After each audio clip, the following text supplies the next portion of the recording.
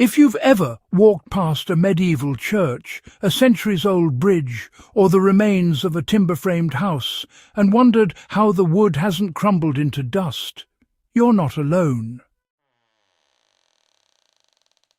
Modern timber, exposed to the elements, often succumbs to rot within decades, yet these medieval structures have survived for centuries, even in damp, harsh climates. What's the secret that allowed medieval builders to make their timber basically immortal? It wasn't magic, nor was it luck.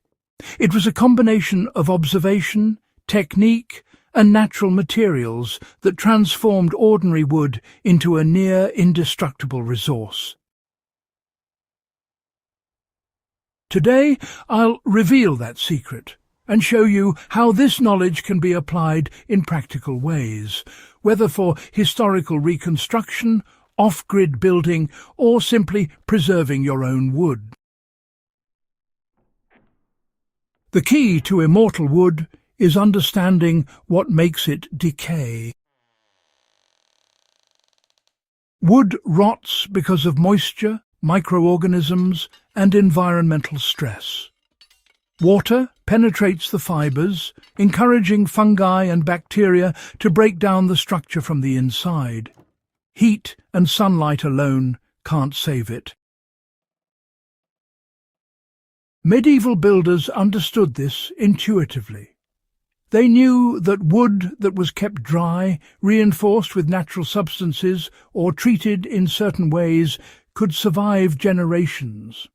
They weren't relying on guesswork. They observed how wood behaved under different conditions, learned from trial and error, and developed methods that combined mechanical, chemical, and environmental protection. The first step in creating durable timber was selection. Oak, pine, larch, and chestnut were among the most common choices. These species are naturally dense and resinous, which means, they repel water and resist insects. Once cut, the logs weren't immediately used. Medieval builders often seasoned timber for months, sometimes even years, allowing moisture to escape gradually. Rushing this process could lead to cracking, but, slow drying produced wood that was stronger, less prone to warping, and more resilient against rot. In some regions, builders took additional steps, such as storing timber off the ground, on stone or wooden supports to prevent contact with soil moisture. This simple precaution dramatically increased the wood's longevity and, it is still used today in traditional timber construction. The true secret of medieval timber lies in surface treatment. Builders discovered that by lightly charring or scorching the outer layer of wood, they created a protective barrier that repelled water and inhibited fungal growth. This carbonized layer was honestly incredibly durable. It did not flake off like modern paint or sealants, because it actually became an integral part of the wood.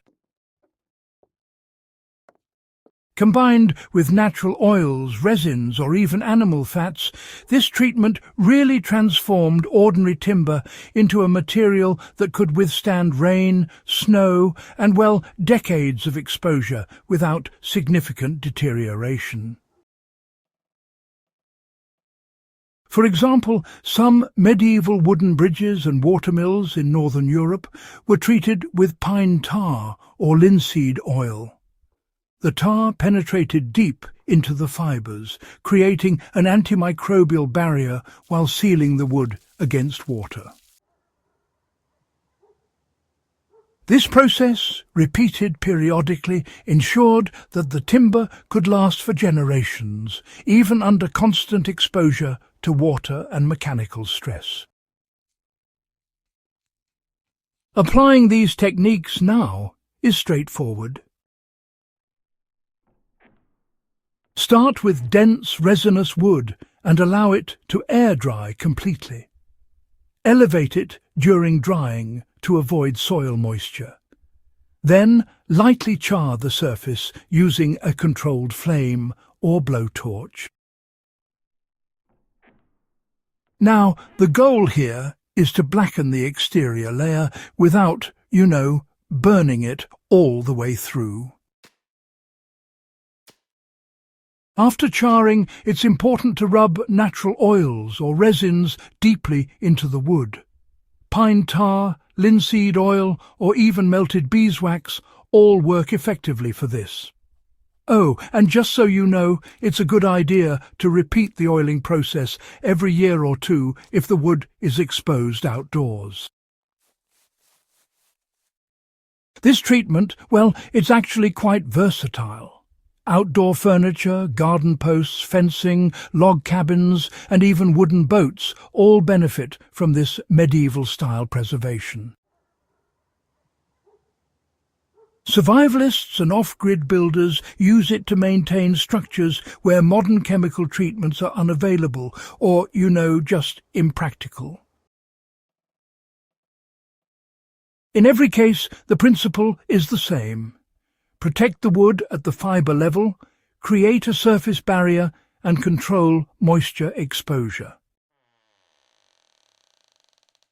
Modern sealants often fail because they form a superficial coating that cracks, peels, or wears away, leaving the wood vulnerable.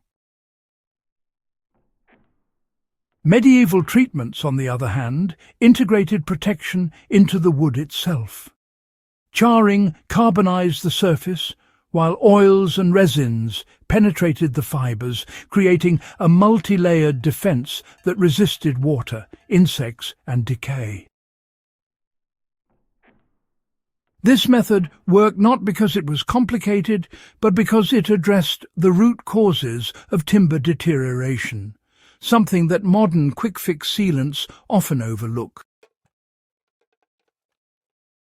Historians, carpenters, and reenactors are rediscovering these techniques. Decks, posts, and furniture treated with controlled charring and natural oils last decades longer than untreated wood. Historical reconstructions of longhouses, watermills, and bridges benefit from these methods to maintain authenticity while ensuring durability.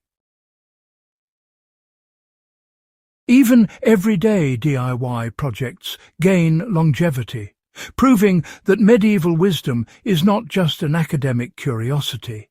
It's practical, actionable, and honestly, remarkably effective. Well, the lesson is simple.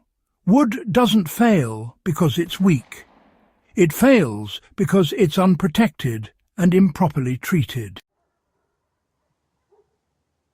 Medieval builders understood this, and, they developed methods that made timber virtually immortal.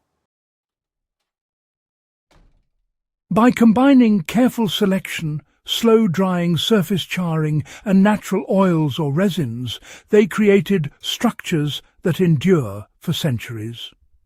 This knowledge is still valuable today for anyone interested in history, survival, or, durable construction. If you found this guide insightful, do consider subscribing to Echoes of Valor for more deep dives into forgotten techniques and ancient wisdom. And, share this video with fellow history enthusiasts, reenactors and survivalists so that centuries-old knowledge continues to inspire and protect. The secrets of the past are still with us. They're just waiting for us to use them.